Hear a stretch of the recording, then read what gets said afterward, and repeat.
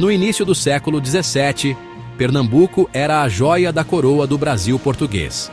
Essa riqueza vinha principalmente de uma cultura valiosa, o açúcar. Grandes plantações, conhecidas como engenhos, pontilhavam as férteis planícies costeiras. Esses engenhos utilizavam o trabalho forçado de africanos escravizados. Eles produziam vastas quantidades de açúcar. Esse açúcar era altamente valorizado na Europa. Isso tornou Pernambuco uma das capitanias mais ricas e importantes de todo o Império Colonial Português. O ano de 1630 marcou um ponto de virada dramático na história de Pernambuco. Foi o ano em que os holandeses decidiram atacar. Eles eram uma potência marítima em ascensão na Europa.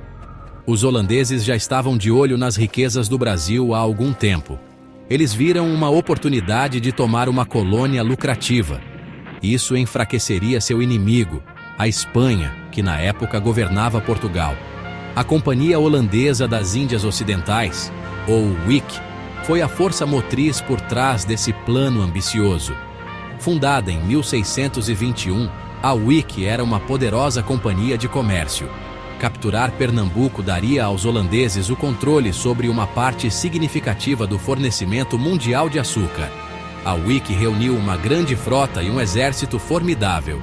Eles estavam prontos para lutar pelo doce prêmio de Pernambuco, preparando o cenário para um conflito longo e sangrento. Para entender a invasão holandesa, precisamos olhar para a política europeia. Um fator crucial foi a União Ibérica. O rei da Espanha, Filipe II, tornou-se também rei de Portugal. Isso significava que Espanha e Portugal, e todas as suas colônias, eram governados pelo mesmo monarca. A República Holandesa era um dos inimigos mais ferrenhos da Espanha. Os holandeses vinham travando uma longa e árdua guerra por independência do domínio espanhol. Este conflito, conhecido como a Guerra dos 80 Anos, durou de 1568 a 1648.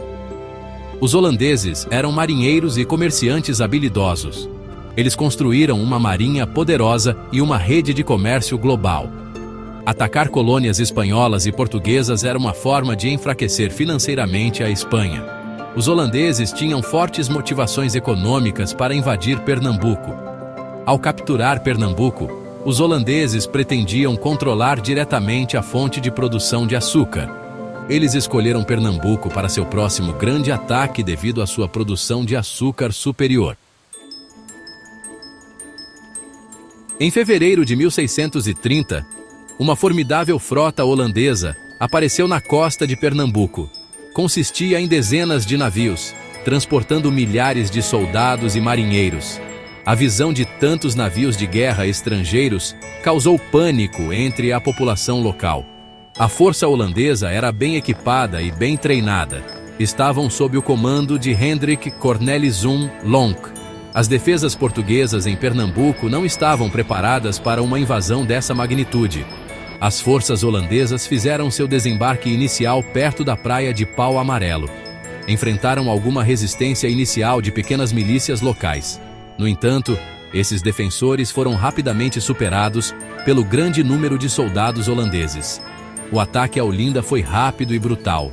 Após um breve, mas feroz bombardeio e assalto, Olinda caiu para os holandeses. Após assegurar o controle de Olinda, os holandeses voltaram sua atenção para Recife. Começaram a fortificar Recife, transformando-a em uma fortaleza. A queda de Olinda não significou o fim da luta por Pernambuco. Os colonos luso-brasileiros estavam determinados a resistir aos invasores holandeses.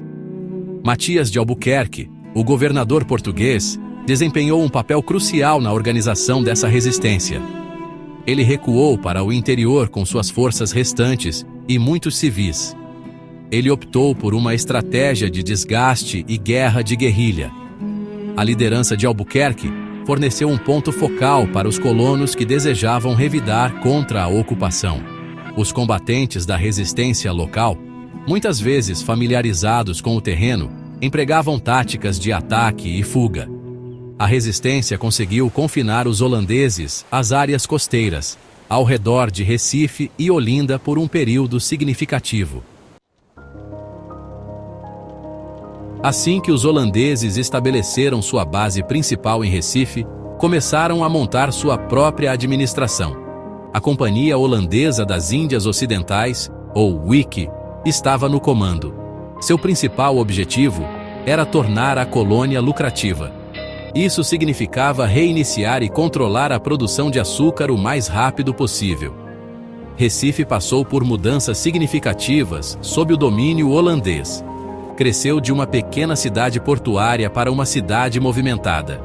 Os holandeses, conhecidos por suas habilidades de engenharia, construíram canais, pontes e novas fortificações. O conde João Maurício de Nassau-Siegen chegou como governador-geral em 1637. Sob Maurício, Recife tornou-se um centro vibrante e cosmopolita, às vezes chamado de Mauritsstad, ou Cidade Maurícia. Os holandeses também promoveram o comércio, não apenas de açúcar, mas também de outros produtos. O conflito entre holandeses e luso-brasileiros não era a única luta ocorrendo em Pernambuco.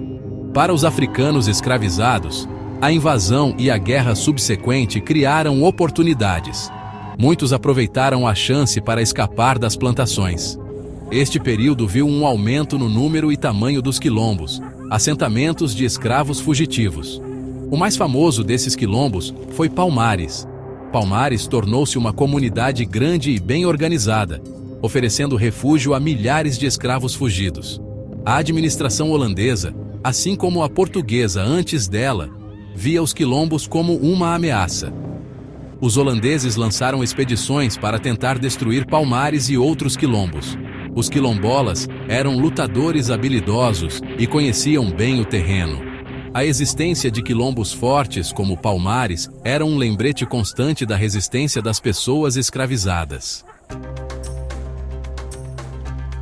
O quase um quarto de século de ocupação holandesa, de 1630 a 1654, teve consequências profundas para Pernambuco. A economia, altamente dependente do açúcar, foi severamente prejudicada. Muitas plantações foram danificadas ou destruídas durante os anos de guerra. Quando os portugueses finalmente recuperaram o controle, enfrentaram a enorme tarefa de reconstruir a indústria açucareira. Socialmente, o período holandês também trouxe mudanças significativas. Houve considerável deslocamento populacional. A presença de uma significativa comunidade judaica em Recife, desfrutando de relativa liberdade sob o domínio holandês, foi um desenvolvimento notável. A expulsão final dos holandeses foi um evento importante na história colonial brasileira. A presença holandesa, embora relativamente curta, deixou um impacto duradouro no Brasil. A memória da invasão holandesa e da subsequente luta pela libertação tornou-se uma narrativa poderosa na história brasileira.